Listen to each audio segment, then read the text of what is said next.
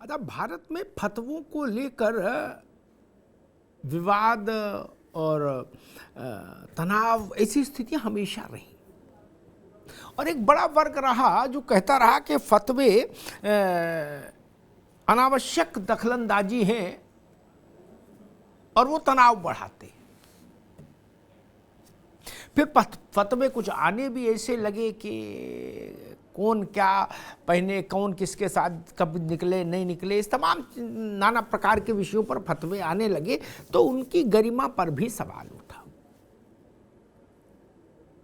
अब अगर इस सब के बीच में कोई इस्लाम का जानकार और इस्लाम के तमाम तरह की जो उसकी व्याख्याएं हैं उनको समझने वाला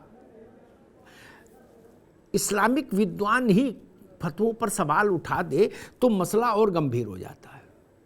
आरिफ मोहम्मद खान, आप सबको उनका नाम खूब अच्छे से याद होगा। शाहबानो प्रकरण में राजीव गांधी की सरकार से इस्तीफा देने वाले अकेले मंत्री थे और उसके बाद देश भर में आरिफ मोहम्मद खान ने अपनी एक विशेष छवि बनाई, एक विशेष स्थान अर्जित किया। उदारवादी मुस्लिम चिंतक आरिफ मोहम्मद खान ने कल एक समारोह में कहा अपने संबोधन में कि फतवों का सियासी इस्तेमाल होता है। ये बड़ा आरोप है और अगर ये आरोप सच है तो फिर फतवे की जो सारी व्यवस्था है भारत में उस पर सवाल खड़ा हो जाता है। आरिफ मोहम्मद खान ने अपने इस आरोप के समर्थन में ये कहा कि फतवा देने की प्रथा और परंपरा, रवायत बादशाहों ने, नवाबों ने शुरू की थी। उन्होंने उलेमा क्रिएट किए ताकि जब बादशाह सलामत कोई फैसला करें तो उस पर एक धार्मिक मुहर, मजहबी मुहर भी लगे उलेमाओं की। तो आरिफ मोहम्मद खान का कहना है कि भाई वो तो इसलिए आए थे उलेमा और फतवा। बादशाह चले गए, नवाब चले गए, लोकतांत्रिक व्यवस्था हो गई देश में, लेकिन फतवों का सियासी इस्तेमाल जारी रहा और अब उसका इस्तेमाल पार्टियां और राजनीतिक व्यक्ति अपने हित में करने लगे। यहीं से टकराव शुरू होता है और आरिफ मोहम्मद खान साहब के इस बयान की, इस आरोप की पड़ताल करना फिर बहुत जरूरी हो जाता है। किसी छोटे व्यक्ति ने कहा होता, किसी कम समझदार व्यक्ति ने कहा होता तो उसको उतनी तवज्जो नहीं मिलती, लेकिन आरिफ मोहम्मद खान का मतलब है बोलने का। बाकी दुनिया के देशों में फतवों की क्या स्थिति है, इस्लामिक देशों में विशेष तौर पर, यह भी देखने योग्य बात है। और इन सब के बीच में एक और नई बात सुनने में आई। इस्लाम के दो अलग अलग चेहरे देश के, आरिफ मोहम्मद खान एक तरफ और असदुद्दीन ओवैसी दूसरी तरफ, एक पूरब दूसरा पश्चिम। ओवैसी साहब ने कहा कि भाई इस्लाम जब हिंदुस्तान में आया तो तमाम नायाब चीजें लाया तोहफे में। अब तमाम का तो डिटेल उन्होंने नहीं दिया, लेकिन एक चीज बताई कि उन सब तमाम नायाब चीजों में भी सबसे ज्यादा नायाब चीज थी क्या? जमहूरियत, लोकतंत्र, लोकशाही, अंग्रेजी में कहें तो डेमोक्रेसी। इसका मतलब असदुद्दीन ओवैसी साहब कह रहे हैं कि जो डेमोक्रेसी है भारत में, ये इस्लाम की देन है। इस्लाम आया, डेमोक्रेसी लाया। ये आप नारा भी बना सकते हो, इस्लाम आया, डेमोक्रेसी लाया। अब इसकी भी पड़ताल करनी होगी। फिर उस तथ्य का क्या होगा जो ये बताता है कि वैशाली गणराज्य में इस्लाम के जन्म से कई सदियों पहले भारत में लोकतंत्र था। और फिर उस तथ्य का क्या होगा कि दुनिया के जो तमाम मुस्लिम देश हैं वहां पर लोकतंत्र क्यों नहीं चला? अगर लोकतंत्र का नायाब तोहफा इस्लाम भारत के लिए लेके आया तो जहां जहां इस्लामी देश है वहां उसने लोकतंत्र को बहाल क्यों नहीं रखा? ये भी सवाल उठेगा। तो ये दो बड़े चेहरे भारत में इस्लामी चिंतन के, ओवैसी और आरिफ मोहम्मद खान, और दोनों के एक पूरब एक पश्चिम, और दोनों के वक्तव्य भी पूरब पश्चिम। आज इनकी पड़ताल करना मुझे लगा ज़रूरी है, क्योंकि तथ्य साफ रहने चाहिए। ये भ्रम नहीं प्रबल करना चाहिए कि इस्लाम आया और लोकतंत्र लाया भारत में,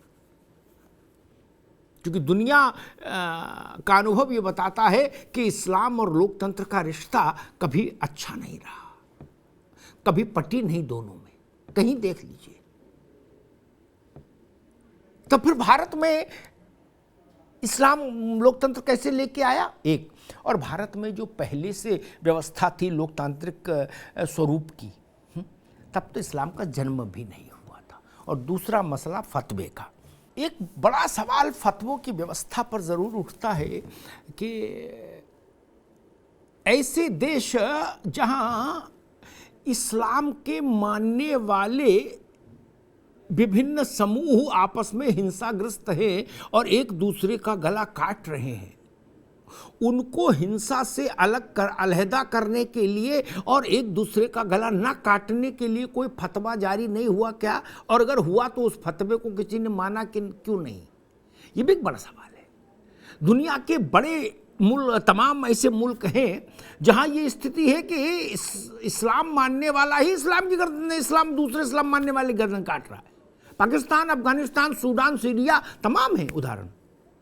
तो वहां फतवे नहीं जारी होते हैं क्या? अगर होते हैं तो उनकी कोई सुनवाई नहीं होती या ऐसे ही चल रहा है? ये भी एक बड़ा सवाल है। और दूसरा कि क्या भारत में जमहूरियत इस्लाम लेके आया? ये भी एक बड़ा सवाल है। आरिफ मोहम्मद खान साहब ने कहा कि फतवों का सियासी मकसद के लिए इस्तेमाल होता है और फतवे की ज़रूरत नहीं कोई। ये वो उन्होंने इस ढंग से कहने की कोशिश की कि हमने गिन के रखा है 200 से ज़्यादा आयतें कुरान में ऐसी हैं जो इस बात की वो करती हैं, इस बात का ऐलान कि जिसने ये दुनिया बनाई उसके अलावा दूसरा कोई सही गलत का फैसला कैसे कर सकता है।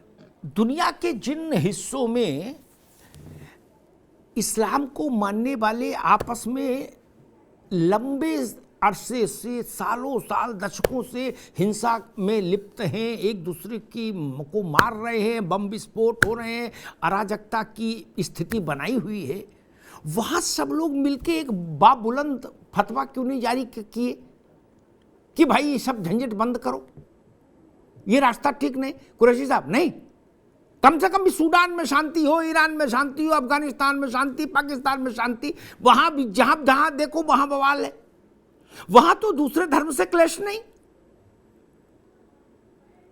तो अगर फतवा प्रभावी इंस्ट्रूमेंट है इस्लाम में अगर, तो उसका इस्तेमाल सबसे पहले यहां होना चाहिए था। बड़ी विचित्रताएं हैं इस देश में। एक सवाल उठता है, किसी ने मुझसे एक बार पूछा था एक सेमिनार में, उसने कहा साहब हिंदू और मुसलमान छोड़िए, आप मुझे बताइए जिस मुंसिफ की 4 पत्नियां हैं वो दूसरी पत्नी रखने के आरोप में हिंदू को जेल भेज देता है, बोले ये तो फिर भारत में हो सकता और तो कहीं नहीं हो सकता। और संविधान कहता है आप सेकुलर हैं, सब समान है, कहीं कोई झंझट नहीं, ना ऊंचा ना नीचा, सब एक कानून की नजर में एक है। वो उसने एक बच्चा था यूनिवर्सिटी का, उसने मुझसे पूछा सेमिनार में, उसने कहा कि कानून कहाँ है और इक्वलिटी कहाँ है, इक्वलिटी बिफोर द लॉ कहाँ है। मैं भी चिंतन में पड़ गया। मैंने हाँ बात तो भाई ठीक कह रहे हो, मैंने हम अपने से ज्यादा समझदार लोगों से पूछ के आएंगे तब बताएंगे। पार्लियामेंट तो कहती, एक बात नहीं समझ में आई मेरे। इतिहास बताता है कि वैशाली का गणराज्य बुद्ध से पहले यानी 2600 साल से पहले की स्थिति, वहां पार्लियामेंट जैसा सिस्टम, दुनिया ने कहा कि लोकतंत्र का आदि स्वरूप वहां से आया दुनिया के पास, यानी उसका जो बर्थ प्लेस है लोकतंत्र का, जनतंत्र का, वो भारत है। ओवैसी साहब कह रहे हैं कि भाई हिंदुस्तान में जब 1200-1300-1400 साल पहले जब भी इस्लाम आया तो वो जमहूरियत लाया। यतिमा चेतनन जी, तब तो फिर मामला इतिहास और ओवैसी के बीच में संघर्ष का हो जाएगा। अभी तक ये दावा किसी ने नहीं किया था। ओवैसी साहब के पिताजी भी पार्लियामेंट में रहे। अयोध्या आंदोलन जब चल रहा था तो उस वक्त उन्हीं के घर में बाबरी मस्जिद एक्शन कमेटी की बैठक होती थी, हम भी जाते थे पत्रकार के नाते। राजनाथ सिंह जहां पहले रहते थे उसके बगल वाली कोठी इनकी थी, आज भी ओवैसी के पास वो कोठी है। कभी किसी ने नहीं कहा कि जमहूरियत इस्लाम लेके आया, ये नया फंडा आया है। और ये कोई बताने को तैयार नहीं कि दुनिया के बाकी मुल्कों में जहां इस्लामिक व्यवस्था है वहां जमहूरियत क्यों नहीं। डेमोक्रेसी कौन लाया, इस पर तो आप बताइएगा ही, कांग्रेस का व्यू क्या है। लेकिन एक मेरे दिमाग में बेसिक सवाल उठता है, थ्योरेटिकल बात कम समझ में आती, जनता के प्रतीक और प्रतिमान से तुरंत समझ में आ जाता है क्योंकि वो चेहरा दिमाग में आ जाता है। बेनजीर भुट्टो साहिबा थी, ठीक, उनका रहन सहन, जीवन दर्शन सब कुछ अल्ट्रा मॉड था, मॉड नहीं अल्ट्रा मॉड, ठीक। वो पाकिस्तान में जब आती थी तो कैसे रहती थी वो अलग विषय, लेकिन लंदन में उनका जीवन आपको पता ही है, हमको भी पता है, ठीक। किसी माई के लाल ने फतवा नहीं जारी किया, क्या किसी ने किया? कोई गया कि नहीं तुम इतने बड़े कपड़े पहनोगी, क्या किसी की हिम्मत रही?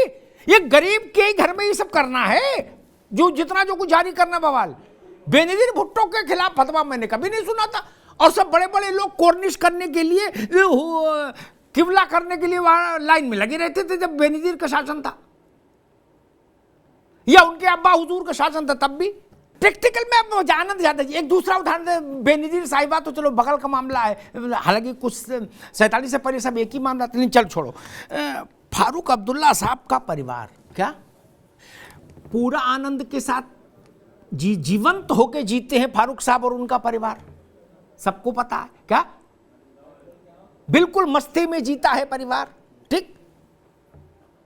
वहां भी कोई गया कभी फतवा लेके कि भाई कुंडी खटखटाई हो, बोले फतवा लाए हैं, नहीं ना।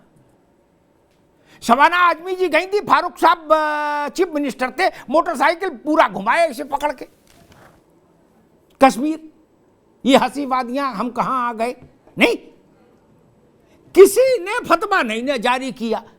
और रज्जाक के कोई बवाल हो जाए, लड़की मोबाइल भी देख ले तो 10 फतवा डाल दोगे सब लोग मिलके, नहीं सैफ खान साहब, ये पक्षपात खराब है। मैं तो ये कह रहा हूं कि फतवा, मौलाना साहब की ये बात बार बार उठती है कि गरीब के लिए फतवा है क्या, जो प्रभावशाली है, कलेक्टर है, कप्तान है, ये मंत्री है, संतरी है, एमएलए है और बड़ा आदमी है क्या।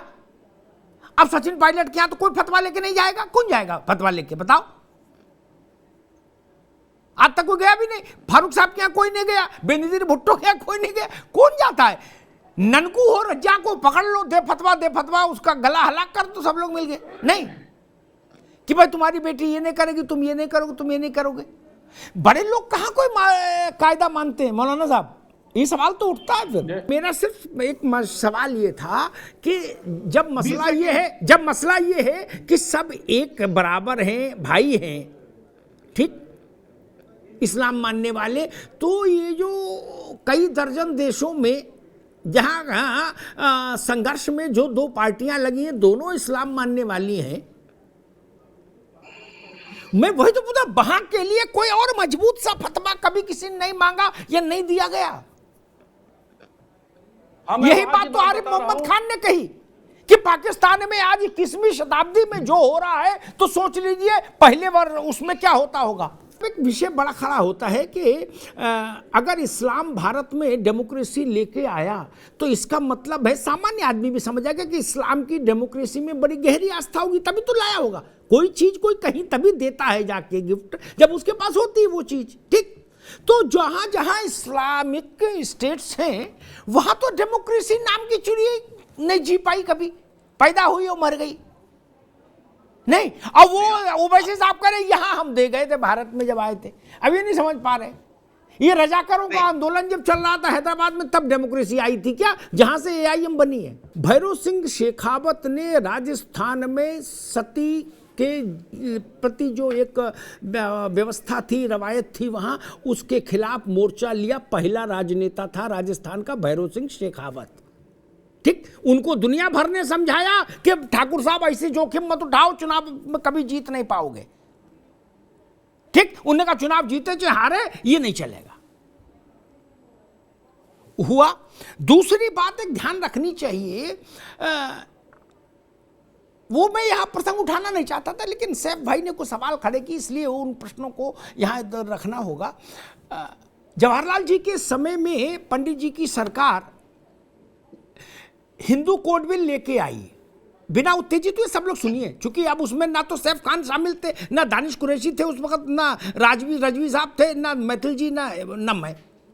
ठीक, उस समय तो हम लोग तो पार्लियामेंट में थे नहीं, इसलिए आपस में ना चिल्लाना।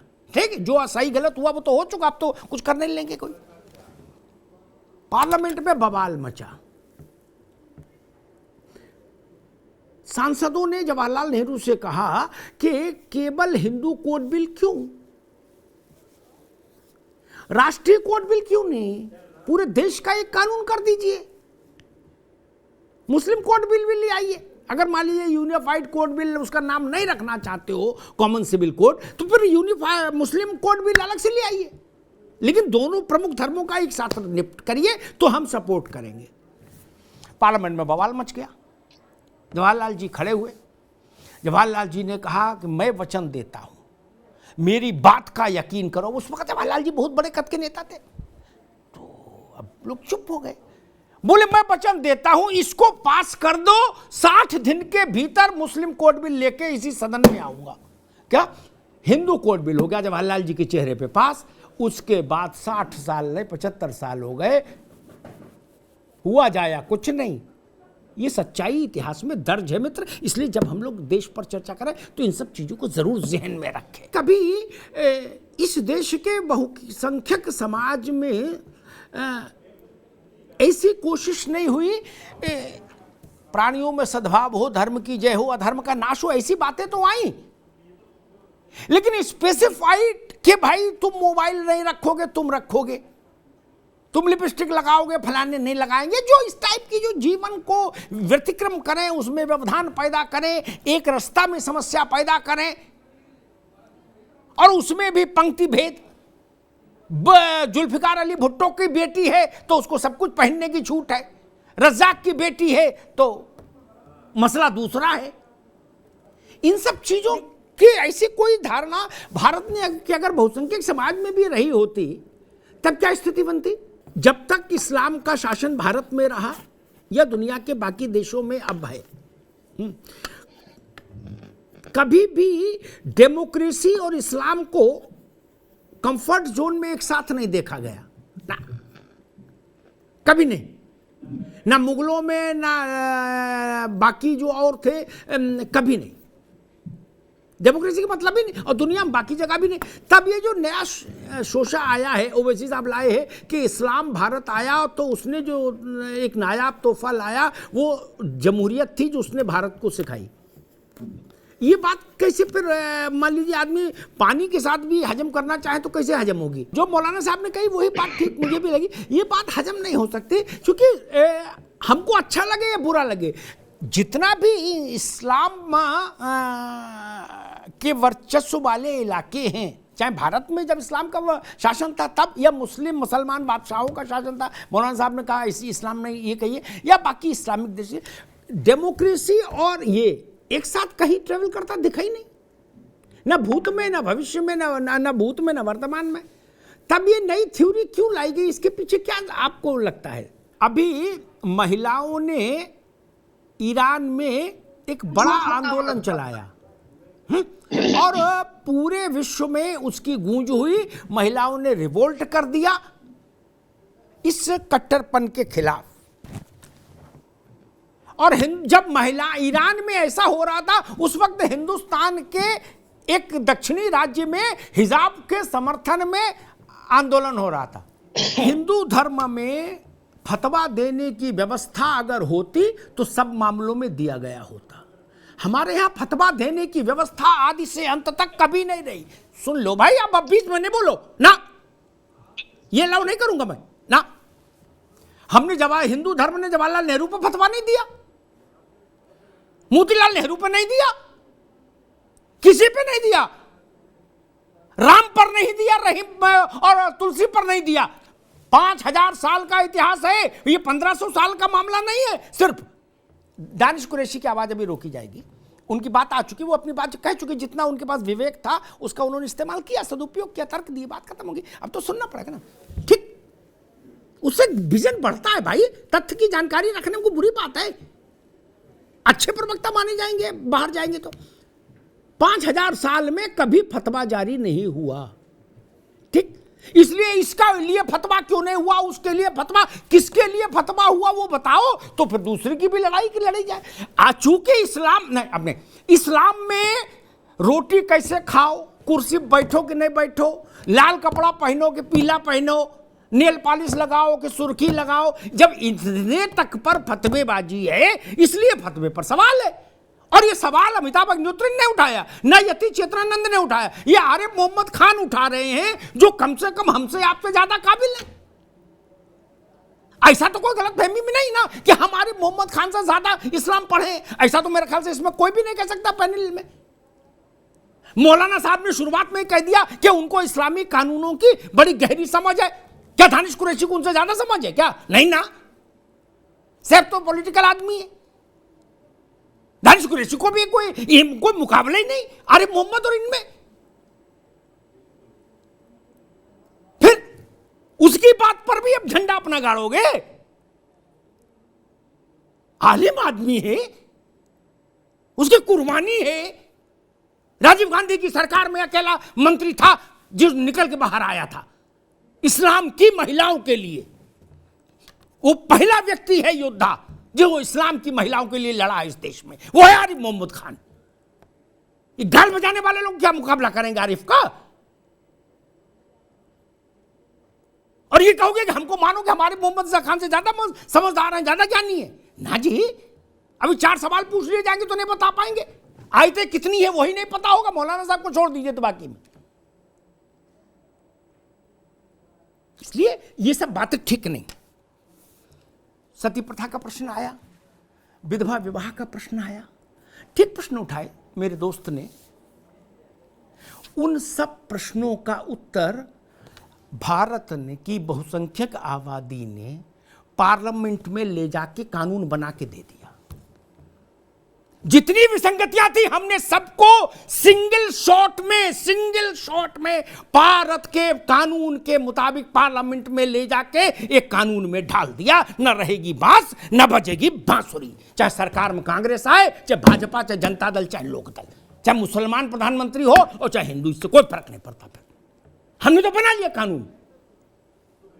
क्या इस देश के उलेमा मौलाना कह सकते हैं कि हाँ मुस्लिम पर्सनल लॉ बोर्ड पर मुस्लिम पर्सनल कानून बना दो, मुस्लिम कोड बिल बनाने को तैयार हैं आप?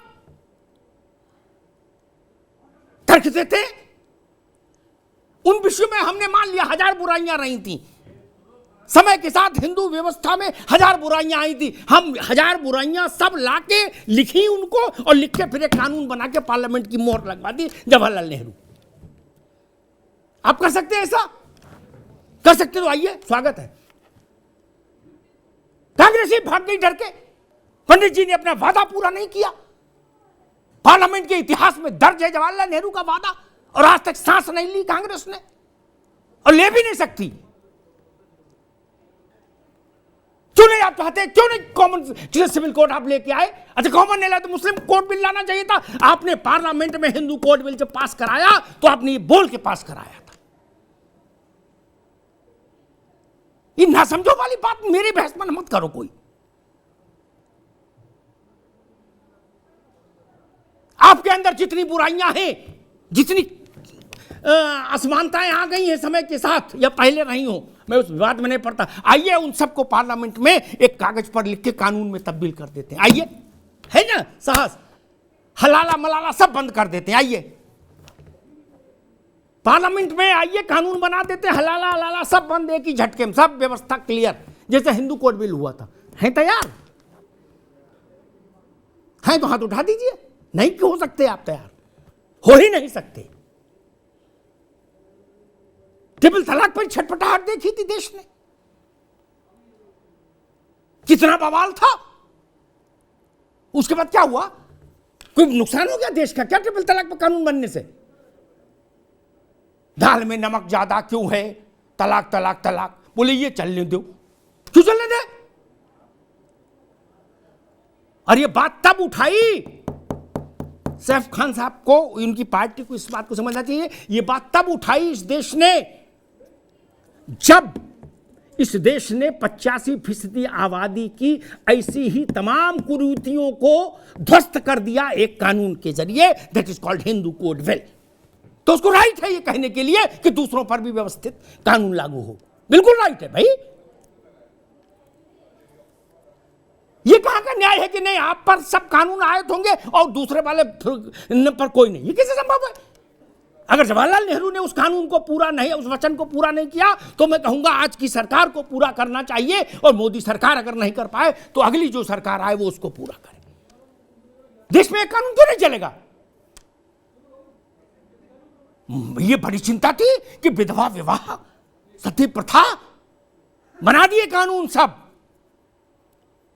अब आप भी आ जाओ मैदान में, बड़ा दिल दिखाओ, ये हलाला मलाला टलाला जितना है सब बंद करो एक ही बार में, झंझट खत्म, संकट कटे मिटे सब पीरा, सब झंझट ही खत्म। आ जाओ, बराबरी की बात हो जाए, हमेशा के लिए झंझट खत्म। तैयार हैं?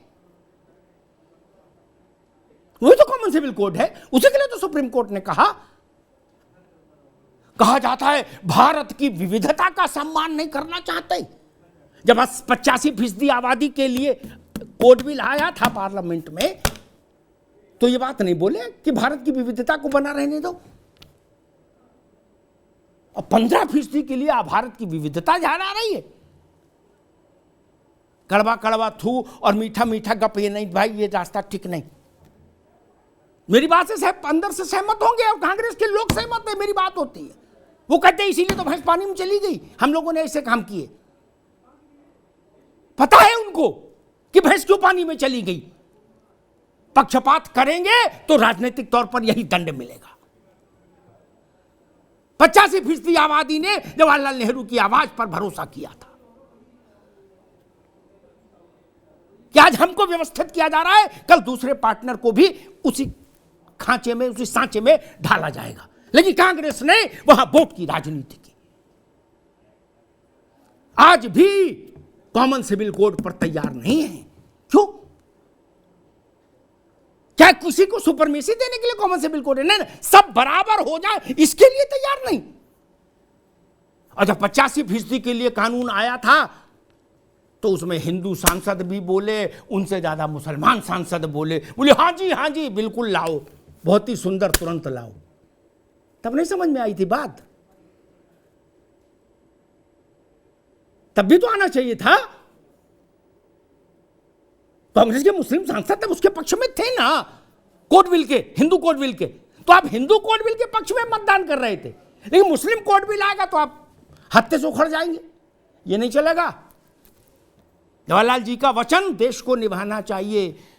जवाहरलाल जी का वचन कांग्रेस का वचन नहीं है, प्रियंका गांधी और सोनिया गांधी का वचन भी नहीं, वो भारत के प्रधानमंत्री का वचन है, क्योंकि on the floor of the house उन्होंने कहा, इसलिए उस पर कांग्रेस की मोनोपोली नहीं, भारत के प्रधानमंत्री का वचन है। इस वक्त के प्रधानमंत्री को चाहिए कि भारत के पहले प्रधानमंत्री के वचन को पूरा करें। वो कॉमन सिविल कोड से होता हो तो, और मुस्लिम सिविल कोड से होता हो, मुस्लिम कोड बिल से होता हो तो। धन्यवाद।